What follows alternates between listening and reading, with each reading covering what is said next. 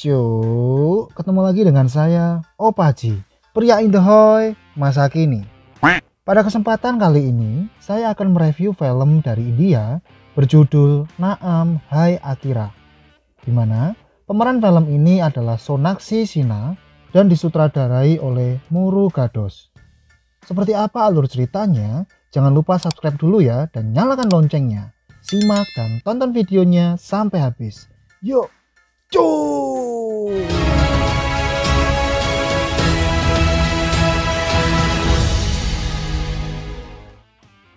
Berkisah tentang seorang gadis bernama Akira. Suatu hari, Akira melihat preman yang telah ditolak cintanya oleh seorang gadis cantik. Mereka lalu menuang air keras ke wajah gadis itu, sehingga wajahnya terbakar dan melepuh. Akira yang masih kecil menjadi saksi atas kekejaman para preman dan melaporkannya ke polisi. Tapi pria itu adalah anak dari seseorang yang sangat berpengaruh di wilayahnya, sehingga dinyatakan bebas. Tidak terima setelah dilaporkan Akira, pria itu pun membuat goresan kecil di wajah Akira. Akira yang ketakutan lalu belajar bela diri setelah mendapatkan ancaman dari preman itu. Akira membalaskan dendam dengan memukuli dan menghajar mereka satu persatu karena selalu membuat onar. Pria itu juga ingin menuangkan air keras di wajah Akira. Akira lalu menahannya dan pria itu malah mendapat siraman air keras karena ulahnya sendiri. Tindakan Akira ini mengakibatkan dia dimasukkan pusat panti rehabilitasi anak. Butuh 3 tahun lamanya agar nama Akira bersih kembali. 14 tahun kemudian, Akira tumbuh dewasa. Kakak Akira mengajaknya untuk pindah ke Mumbai dan melanjutkan kuliah di sana. Tiba di Mumbai bersama dengan ibunya, Akira bertemu dengan istri kakaknya Silpa dan saudara laki-laki Silpa yaitu Sidrat. Akira kemudian kuliah di tempat kenalan kakaknya di Holy Cross dan dia memutuskan untuk tinggal di asrama. Karena tidak ingin merepotkan keluarganya dan juga Silpa yang tidak nyaman dengan kehadiran Akira. Di kampus, Akira tinggal di asrama kamar nomor 17 yang tidak pernah ditempati, sebab penghuni lamanya telah bunuh diri. Akira tidak peduli dan memutuskan tinggal di sana dikarenakan kamar asrama yang lain juga sudah penuh. Seorang profesor dosen lalu ditabrak oleh Inspektur Manik yang sedang bersama dengan ACP Rane. Profesor dosen marah karena polisi tidak mematuhi rambu, tapi dia malah mendapatkan pemukulan dari Rane. Sang profesor lalu datang ke kantor polisi dengan mengancam membuat laporan dan mengadukan ke bagian FIL. Mahasiswa kampus melakukan demo terhadap polisi atas kejadian yang menimpa profesor mereka. Aksi tersebut mengakibatkan terjadi kerusuhan.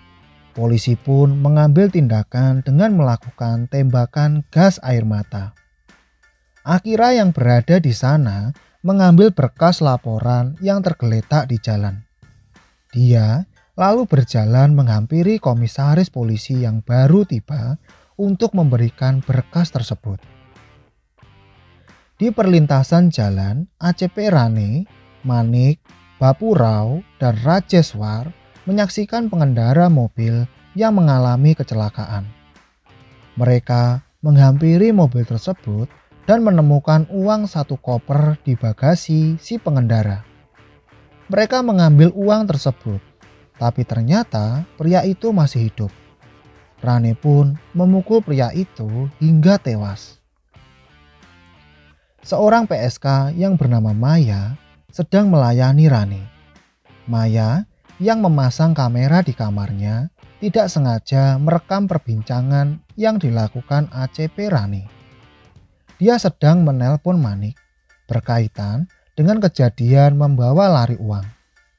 Maya lalu menemui kedua temannya di kafe dekat kampus Holy Cross untuk bekerja sama. Maya menawarkan agar temannya mau membantu dirinya memeras ACP Rani dan juga agar Maya terlepas dari ACP Rani yang terus mengganggunya. Keduanya menolak untuk bekerja sama dengan Maya karena mereka tidak mau berurusan dengan polisi. Maya mengejar kedua temannya dan menyuruh mereka untuk memikirkannya lagi. Saat kembali ke mejanya, Maya itu sadar telah kehilangan handycam tersebut dan membuatnya panik. ACP Rani lalu mendapatkan ancaman atas rekaman tersebut. Dia pun gelisah dan mencurigai Maya adalah pelakunya. Sementara itu, seorang wanita bernama Nikki dan juga kuliah di Holy Cross. Nikki sangat membenci Akira karena sikapnya yang menurutnya sangat aneh. Nikki pun terus mengganggu Akira dan menyuruh teman lelakinya untuk menyakiti Akira. Akira yang jago bela diri dengan sekali hantaman menumbangkan teman Nikki.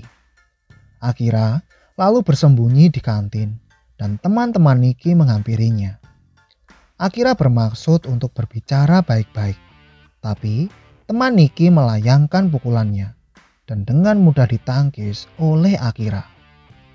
Dia pun memberi pelajaran kepada teman-teman Nikki satu persatu tanpa terluka sedikit pun. Semua teman Nikki pun tumbang dan Nikki hanya bisa terdiam. Sementara itu, Maya lalu diikat di sebuah kursi dan diinterogasi oleh ACP Rani, Manik, Bapurao, dan Rajeswar. ACP Rani yang marah karena Maya memperlihatkan video itu kepada temannya. Dia lalu menendang kursi Maya dan mengakibatkan dia tewas. ACP Rani lalu membuat rencana dengan memanipulasi kematian Maya karena bunuh diri. Dalam kasus tersebut ditangani langsung oleh SP Rabia dan dia mendapatkan keganjalan terhadap kematian Maya. SP Rabia lalu menyelidiki kafe dekat kampus Holy Cross dan mendapatkan identitas kedua teman Maya. Setelah itu, dia memberitahu alamat kedua teman Maya kepada Inspektur Manik. Manik menangkap keduanya dan berbohong kepada Rabia kalau keduanya kabur. Sementara Akira kembali ke asrama, dia menemukan tas yang tergeletak di depan kamarnya. Akira mengeluarkan barang-barang yang ada di dalam tas tersebut. Tiba-tiba Rajeswar dan Bapurao masuk ke dalam kamar Akira. Keduanya menemukan barang bukti handycam yang berisikan video ACP Rane lalu menangkap Akira. Akira yang tidak tahu apa-apa dibawa ke hutan dan kedua teman Maya untuk dieksekusi mati oleh Bapurao, Rajeswar, dan Manik. Manik mendapat telepon dari ACP Rani bahwa dia menangkap gadis yang salah. Dia pun mengkonfirmasi hal tersebut dengan mencari telepon umum terdekat. Manik dan Bapurao lalu meninggalkan Rajeswar untuk mengawasi ketiganya. Dengan keterampilan Akira yang jago bela diri, dia memanfaatkan situasi lalu menendang Rajeswar. Dengan tangan terikat, dia membuat Rajeswar pingsan dan berhasil lolos. Sementara kedua teman Maya telah tewas tertembak. Akira sempat lari ke rumahnya untuk meminta perlindungan.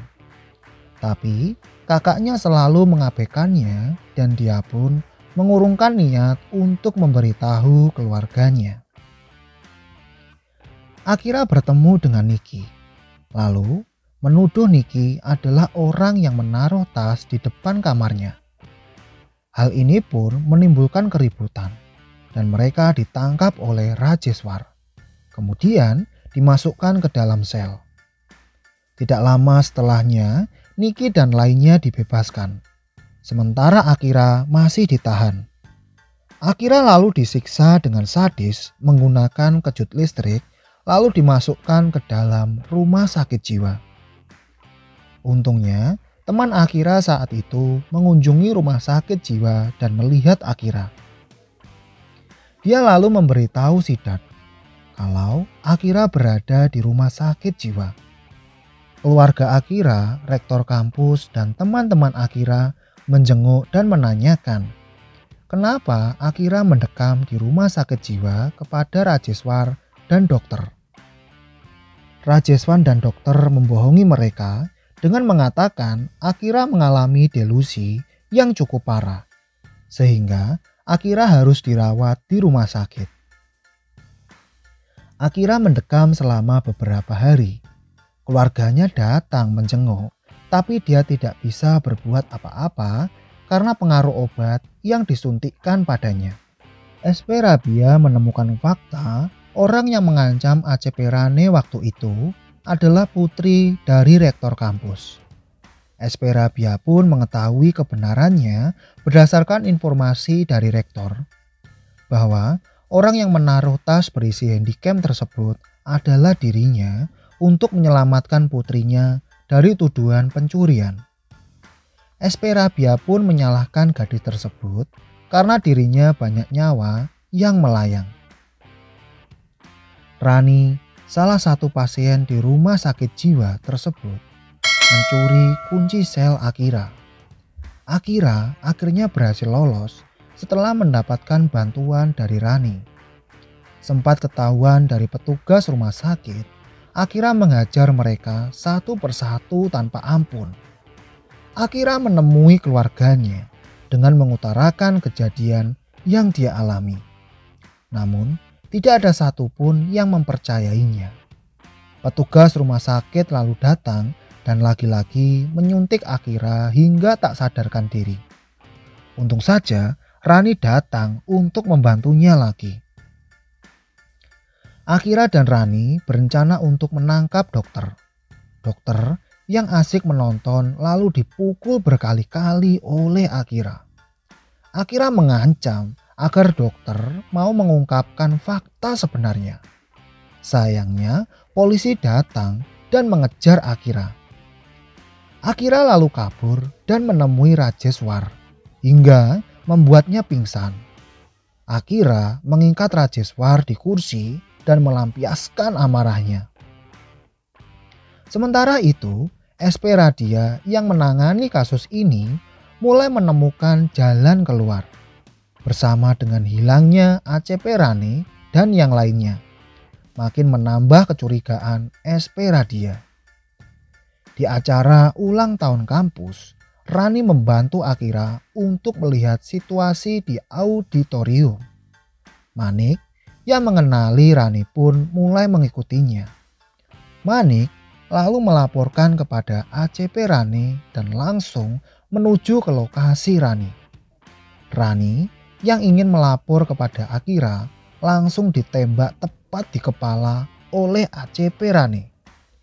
Akira yang melihat itu hanya bisa bersembunyi dan membawa Rajeswar bersamanya. Akira yang kehabisan peluru lalu dihadang oleh Manik. Mereka menangkap Akira dan berusaha melumpuhkannya. Rajeswar kesal terhadap ACP Rane karena selalu bersikap paling berkuasa. ACP Rane tanpa segan langsung menembak Rajeswar yang banyak bicara. Akira lalu dihadapkan dengan para polisi itu dan akan menembaknya. Untung saja nyawa Akira terselamatkan setelah kehadiran SP Rabia. Dia datang untuk menangkap ACP Rane, Bapurau, dan Manik. Tidak lama kemudian, SP Rabia menerima telepon dari komisaris yang meminta tidak menahan mereka.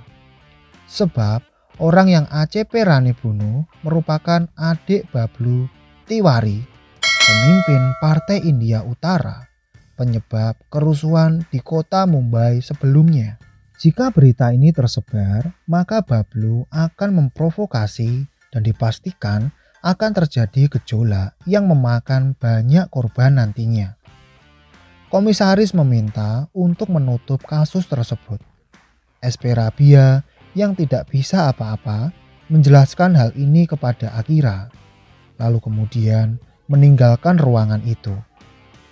Akira yang mulai marah memberontak dengan menghajar para petugas. Dengan sebuah pisau, dia membunuh ACP Rane.